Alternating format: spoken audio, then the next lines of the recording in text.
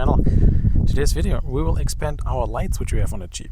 You can see we have those amber ones down there on the bumper, bull bar, and we have those ones up here which are all bright and light, and they help for off-roading, they help you for any dark spots and whatnot, but pretty much the same brand we will be installing today on the Jeep, on the bumper.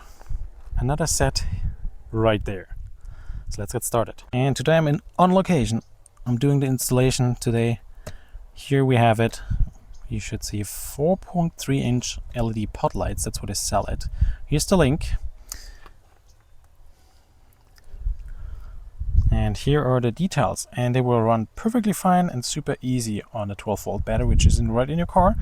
I will be using a JL, I believe it's a 400 grip handle light switch on my Jeep Wrangler JL 2020. It's up to you. Maybe you have a different setup. Maybe you have some additional switches. Let's see what they have in the box.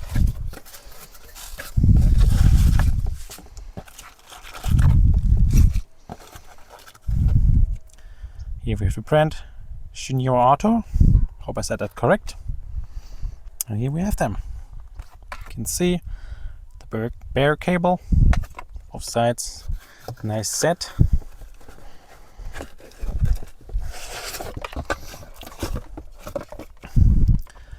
And here we have them. Let me take that off, and we can already see that's what it looks like. They have a big banner over here, or label what it's called of the brand. A nice aluminum housing actually all around. Have a nice bracket, which I like a lot because I don't have to spray it. Cooling fins back here. Then we have those 3 wires. And why is it 3? Because same as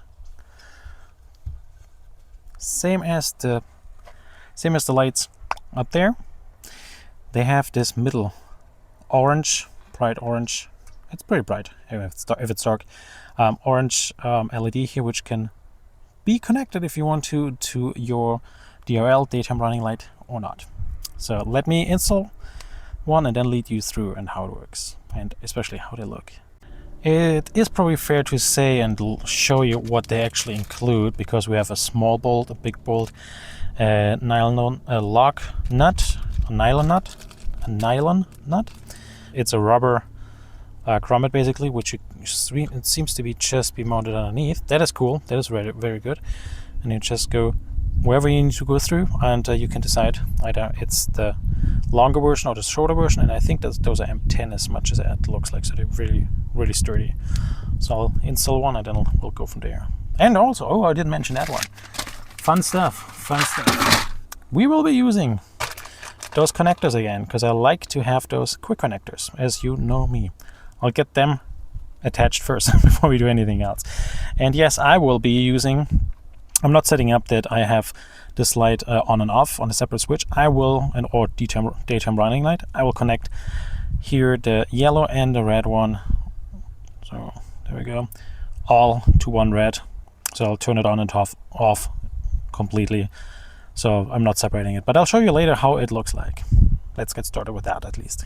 All right, here we have how it will look like. I will now put some electrical tape around it, seal it, make it nice. Let me show you how it looks up front with the bracket. You do take off the bracket and then you can position it as whatever you want to.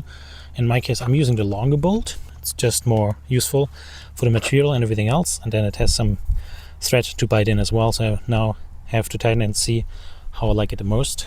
And I will do that now, and then we'll go from there. Okay, just as an example, that's what it could look like. And the wiring can be easily done just down here in the bumper itself. So, looks pretty solid. I like the rubber grommet they gave with it. That's actually not going anywhere for off-roading. That's amazing. Yeah, let me get the second one installed.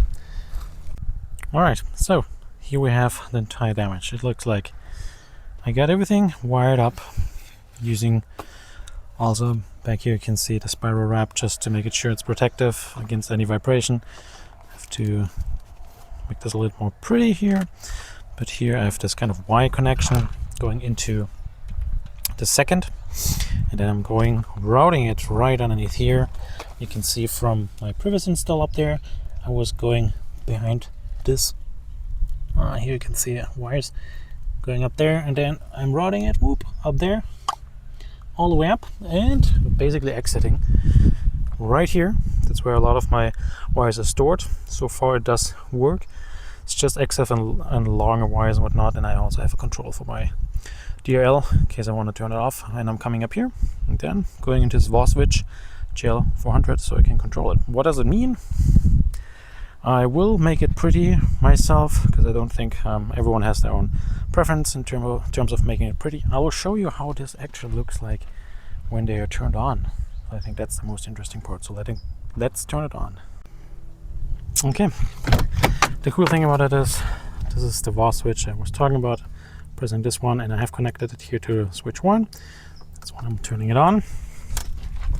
That means I've connected them to my outwards pointed LEDs already, same brand as I mentioned. They were doing a great job. And additionally, I now have those ones down here. And the nice part about it is they're just below, enough below the actual headlights, so they should not interfere at all, make anything dark or not, but that's what it will look like. So curious what you think about it. Leave some comments below, and links also in the description below, available on Amazon, affiliate links in case you want to support the channel. Feel free to order them with those, and thanks for watching.